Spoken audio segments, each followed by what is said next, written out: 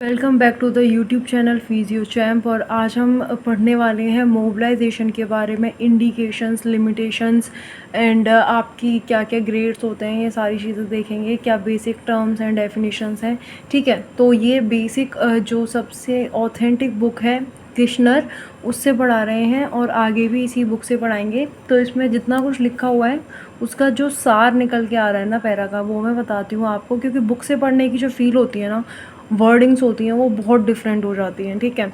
तो इसमें सबसे पहले बता रखा है कि मोबिलाइजेशन और मैनिपुलेशन, ये दोनों टर्म्स सेम हैं जैसा हम यूज़ करते हैं, ठीक है। सेम है नहीं बट हम यूज़ करते हैं। मोबिलाइजेशन होता है कि जॉइंट को ऑक्सीलेटरी मोशंस के अंदर जो है उसकी रेंज जॉइंट प्ले के साथ वो करना, ठीक है, उसको मूव करना।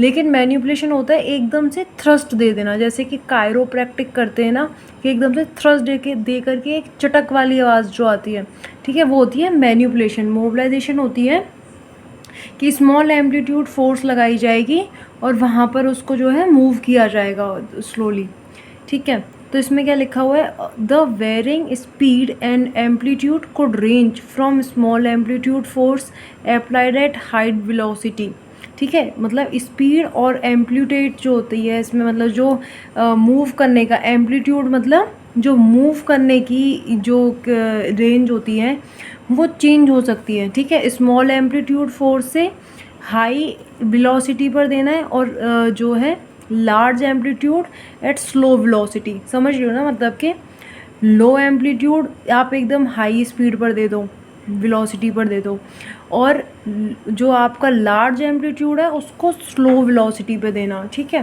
तो ये दोनों चीज़ें हैं आपकी मोबिलाइजेशन और मैनिपुलेशन।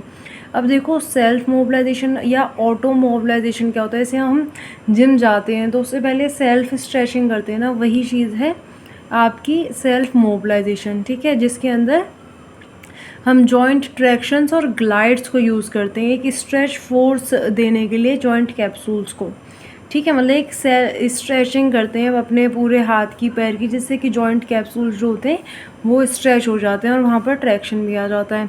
अब मोबिलाइजेशन विद मूवमेंट क्या होता है, इसके अंदर जो है आप मोबिलाइजेशन के साथ साथ मूवमेंट्स भी कराते हो, ठीक है, जिससे जो passive end of range over pressure और स्ट्रेचिंग जो है वो डिलीवर करी जाती है without pain as a barrier. मतलब वहाँ पर फिर पेन बैरियर की तरह काम नहीं करता है। और ये जो टेक्निक है हमेशा पेन फ्री डायरेक्शन में कराई जाती है। जब भी मोबिलाइजेशन विद मूवमेंट कराया जाएगा तो पेन फ्री डायरेक्शन में ही कराया जाएगा, ओके। अब यहाँ पर हम देखते हैं दो तरीके के मूवमेंट्स देखने के लिए मिल रहे हैं।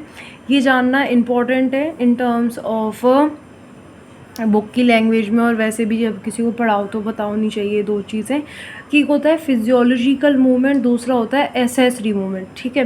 फिजियोलॉजिकल मूवमेंट क्या होता है, जो आपका फ्लेक्शन, एक्सटेंशन, एबडक्शन, एडक्शन, ये मोटे मोटे जो वो हो रहे हैं ना, ऊपर ऊपर से जो आपको अपनी नज़रों से दिखाई दे रहे हैं, वो होते हैं आपके फिजियोलॉजिकल मूवमेंट्स, ठीक है, जो आप अपनी मर्ज़ी से कर सकते हो, आपको दिखाई देंगे, ठीक है।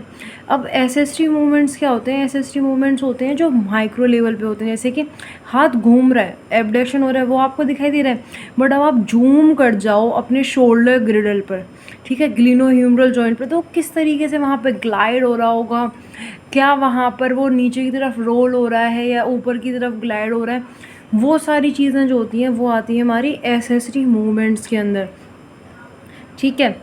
तो ये है हमारी एसेसरी मूवमेंट्स के बारे में, ओके। फर्दर एसेसरी मूवमेंट्स के अंदर जो है आता है आपका कंपोनेंट मोशंस। कंपोनेंट मोशंस जैसे कि आप अगर फ्लेक्शन ऑफ शोल्डर कर रहे हो तो उसके साथ जो आपकी क्लेविकल है ना वो भी मूव होगी, ठीक है। तो इसका मतलब है कि जो सिर्फ हमारी जो हमारा ग्लिनोह्यूमरल जॉइंट है, जो हमारा यहाँ पर ग्लिनोह्यूमरल जॉइंट है ना, उसके साथ ये तो मूव हो ही रहा है ऊपर की तरफ, लेकिन इसके साथ साथ जो हमारी यहाँ पर क्लेविकल है वो भी यहाँ पर रोटेशन दिखाएगी। तो ये जो है ये कंपोनेंट मूवमेंट हो गया ना, तो इसी को हम कहते हैं कंपोनेंट मोशन, ठीक है। अब जॉइंट प्ले क्या होता है, जॉइंट प्ले होता है कि जो प्रॉपर वहाँ पर मोशन हो रहा है दो जॉइंट्स के बीच में, जैसे कि यहाँ पर ये पूरा का पूरा जितना भी यहाँ पर ये मूव कर पा रहा है, जो इसकी रेंज ऑफ मोशन है, इसको हम कहेंगे इसका जॉइंट प्ले, कि जॉइंट जो है वो इतने रेंज के अंदर प्ले कर सकता है, ठीक है। तो जब आप मोबिलाइजेशन देंगे तो उसके जॉइंट प्ले को देखेंगे कि वो किस डायरेक्शन में है, कितना मोशन के लिए उस पर जो है प्ले करने के लिए जगह है। ओके, अब हम नेक्स्ट देखते हैं थ्रस्ट क्या होता है। थ्रस्ट होता है एकदम से चटाक कर देना। हाई वेलोसिटी, जो वेलोसिटी होगी वो बहुत ज़्यादा होगी, शॉर्ट एम्पलीट्यूड होगा, मतलब जो मूवमेंट कराया जाएगा वो होगा बहुत शॉर्ट एम्पलीट्यूड के लिए, मतलब बहुत शॉर्ट रेंज के लिए, लेकिन वेलोसिटी एकदम बहुत ज़्यादा होगी, ठीक है, पेशेंट को पता भी नहीं चलेगी। The motion is performed at the end of pathological limits of the joint and is intended to alter positional relationships, snap adhesions और stimulate joint receptors। ठीक है, तो ये जो आपका थ्रस्ट यूज़ किया जाता है वो यूज़ किया जाता है पोजिशनल रिलेशनशिप्स को अल्टर करने के लिए, चेंज करने के लिए, या जो ऐसे फ्रोज़न शोल्डर्स के अंदर आपका स्नैप एडेशंस हो जाते हैं वो, और स्टिमुलेट करने के लिए जॉइंट रिसेप्टर्स को, वहाँ पर जो जॉइंट रिसेप्टर्स प्रेजेंट होते हैं, मैकेनो रिसेप्टर्स हो गए, ये न्यूसी रिसेप्टर्स हो गए, इन सब को स्टिमुलेट करने के लिए। अब मैनिपुलेशन अंडर एनेस्थेशिया एक ऐसी टेक्निक है जिसके अंदर पेशेंट को एनेस्थेशिया दिया जाता है, उसके बाद जो है उसके एडेशंस को ब्रेक किया जाता है अराउंड दी जॉइंट, और ये इस टेक्निक के अंदर जो है आपका रैपिड थ्रस्ट यूज़ होता है, पैसिव स्ट्रेच यूज़ होता है, यूजिंग फिजियोलॉजिकल और एसेसरी मूवमेंट्स। नॉर्मल सी बात है, जब भी आप कोई मोबिलाइजेशन या स्ट्रेचिंग करोगे पैसिवली तो उसके अंदर ये मूवमेंट्स तो यूज़ होंगे ही। फिजियोलॉजिकल मतलब एबडक्शन, एडक्शन, फ्लेक्शन, एक्सटेंशन, ये सारे, और एसेसरी मतलब ग्लाइडिंग, स्लाइडिंग, आपका रोलिंग, ये सारे मूवमेंट्स होते हैं। Okay, accessory movements. अब मसल एनर्जी की अगर हम बात करते हैं तो मसल एनर्जी टेक्निक जो है वो यूज़ करी जाती है जब एक्टिवली कॉन्ट्रैक्शन होता है ना डीप मसल्स का। तो जो मसल्स होती हैं वो ऑब्वियसली अपनी जो उसका इंसर्शन और ओरिजिन होता है उसकी तरफ एक पुल लगा रही होती हैं, ठीक है, इस तरीके से पुल फोर्स लग रही होती है जब भी कोई मोशन आप कर रहे हैं।